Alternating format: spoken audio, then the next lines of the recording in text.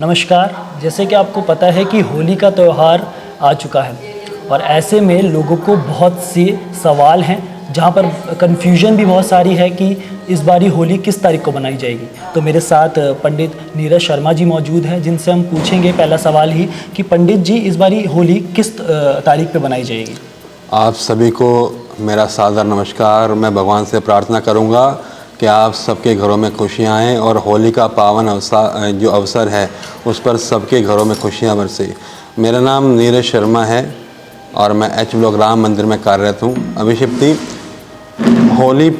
होली का दहन पर बहुत कन्फ्यूजन है इस बार कि 6 को मनाएं या 7 को मनाएं, लेकिन 7 को ही मनानी शास्त्र सम्मत है क्योंकि 6 तारीख को आज शाम को 4 बजे से पूर्णिमा तिथि लग जाएगी।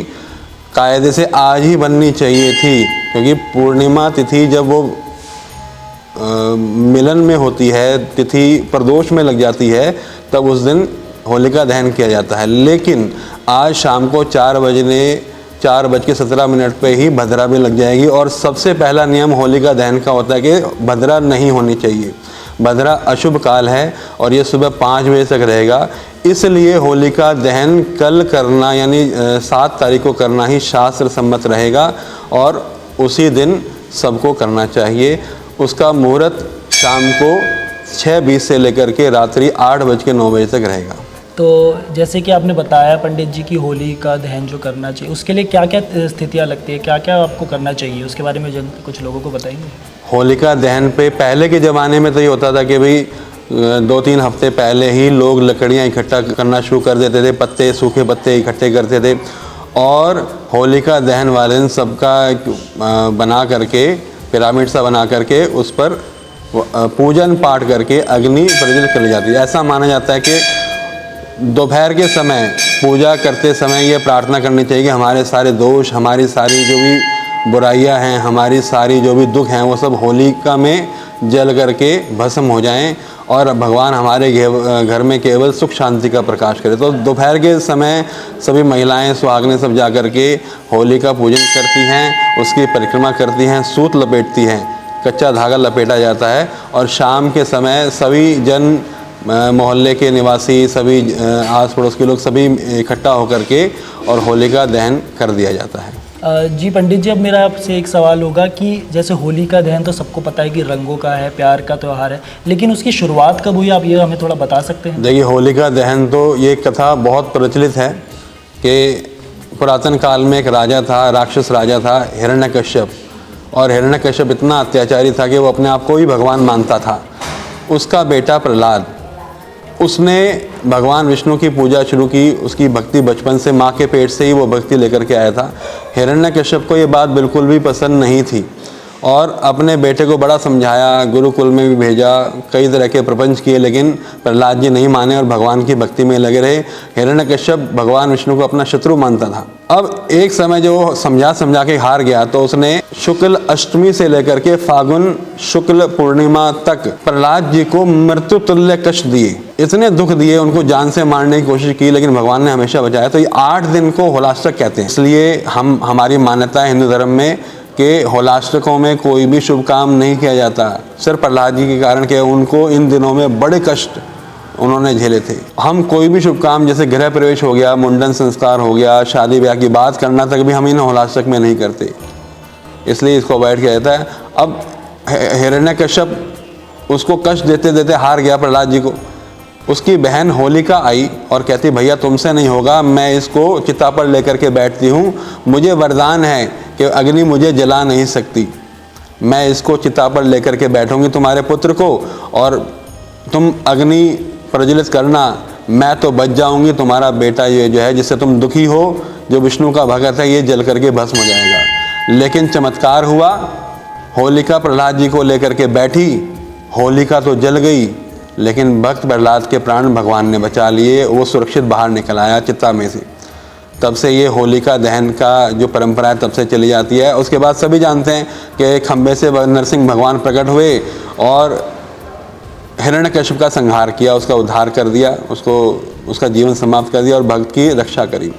अब होली का त्यौहार जो है वो भगवान कृष्ण जी से हम लोग मनाते हैं, रंग होली जो हम खेलते हैं, जिसको धुलैंडी भी बोलते हैं। रामगढ़ के किलों में आज भी प्रतिलिपियां हैं, उल्लेख मिलता है, जो कि उल्लेख जो है जो आर्कियोलॉजिस्ट हैं उनके अनुसार कहते हैं कि वो ईसा से भी 300 साल पहले के उल्लेख हैं। उसमें भी उल्लेख लगता है कि भगवान कृष्ण जी ने गोपियों के संग रंग होली खेली। तो कृष्ण जी, अब इसकी कथा ये है कि कई तरह के राक्षसियाँ जो हैं वो भगवान को मारने के लिए तत्पर रहते थे। बचपन से ही उनको मारने की कोशिश करी गई और एक राक्षसी पूतना थी। जब भगवान ने उसको संहार किया, उसके बाद सबने रंगों का त्यौहार खेला। तब से होली खेलने की परंपरा भगवान कृष्ण के समय से चलती आ रही है। तो ये सारा इसका मतलब ये है। और जैसे कि सब कहते हैं कि होली एक प्यार का त्यौहार है, तो वो इसी उससे बनाई जाती है कि कृष्ण जी तो अपने गोपियों के साथ खेलते थे। जी बिल्कुल बिल्कुल, भगवान कृष्ण तो साक्षात प्रेम का ही रूप है और उन्होंने अपने जीवन में केवल प्रेम ही फैलाया।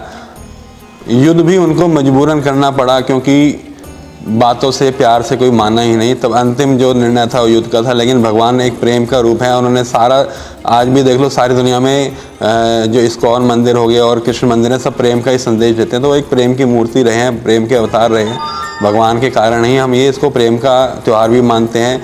सब गिले शिकवे कहते हैं होली पे दूर हो जाते हैं, सब रंग खेलते हैं। जिनकी पुरानी दुश्मनी भी हो वो सब भुला करके और रंग खेलते हैं, एक दूसरे को रंग लगाते हैं और अपनी सारी जो भी दुविधाएं हैं, जो भी सारे जो मन के भेद हैं, सब मिटा देते हैं। तो पंडित जी जैसे रंग लगाने का भी कुछ कोई मुहूर्त होता है या फिर नहीं? रंग लगाने का मुहूर्त नहीं, ये सुबह से शुरू हो जाता है और इसमें जब आपके हाथ में रंग आ जाए तब लगा दो। तो पंडित जी जैसे कि लोग जैसे अपने घरों में भी पकवान वगैरह बनाते हैं। जी बिल्कुल। तो ये इसके बारे में कुछ बताएंगे? क्योंकि ये एक खुशी का त्यौहार है, इस पे बुराई के ऊपर अच्छाई की जीत हुई थी होलिका दहन के बाद, और भगवान ने भी राक्षसों का संहार किया था, उनका उद्धार किया था। तो एक तरह से इसमें अच्छाई की जीत हुई। तो उस खुशी को मनाने के लिए सब घरों में पकवान बनाए जाते हैं, अच्छे अच्छे मिष्ठान बनाए जाते हैं। आप देखते हैं घर में कोई मौका है, किसी की शादी हो, किसी का कोई घर में संतान उत्पन्न हुई हो या कोई खुशखबरी हो, तो सब लोग अपने घरों में पकवान बनाते हैं, अच्छा खाना बनाते हैं, लोगों में बांटते हैं, खुद भी खाते हैं। तो यही वही चीज़ है कि इस त्यौहार में खुशी मनाई जाती है, एक दूसरे को रंग लगाया जाता है और पकवान भी बनाए जाते हैं, सबको भी बांटा जाता है, खुद भी खाया जाता है। तो जैसे कि हमने पंडित जी से बात करी और होली से जो भी जुड़े सवाल थे हमने उनसे पूछे, और जैसे कि पंडित जी ने बताया कि कल ही होली का दहन होगा और एक शुभ मुहूर्त निकलेगा। आप भी अपने परिवार के साथ होली खुशहाली से बनाइए और जो भी गिले शिकवे हैं वो सारे दूर करिए। पंडित जी और हमारी तरफ से तेज तर्रार की टीम से आपको हैप्पी होली। सभी को बहुत बहुत शुभकामनाएं। तेज तर्रार चैनल के लिए मैं शुभकामना देता हूं, भगवान इनको खूब तरक्की दे। अगर आपको हमारी ये वीडियो पसंद आई हो तो इसे लाइक एंड शेयर करना बिल्कुल न भूलें।